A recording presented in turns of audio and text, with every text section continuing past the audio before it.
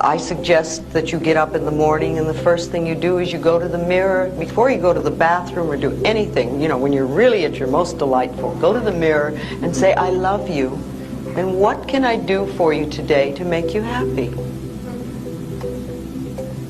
And you may not get an answer for a while because that part of you doesn't trust you. But if you start doing that, you'll find a very good connection. A very healing thing to do is just a couple of times a day for a month or so is to look in a mirror in your own eyes and say, I love you. I really, really love you. And just let all those feelings come up and notice them. And if it's difficult for you to do that, notice that it's difficult for you to look in your own eyes and say, I love you. And ask yourself, now where did that nonsense come from?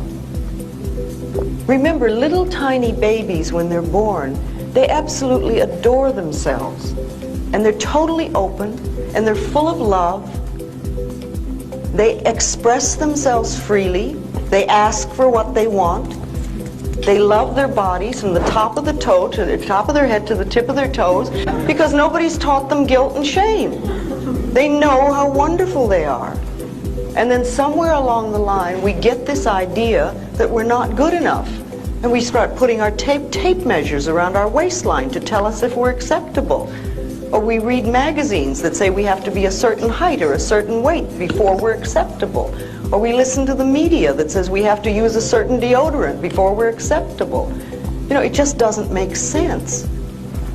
We are absolutely divine, magnificent expressions of life, all of us.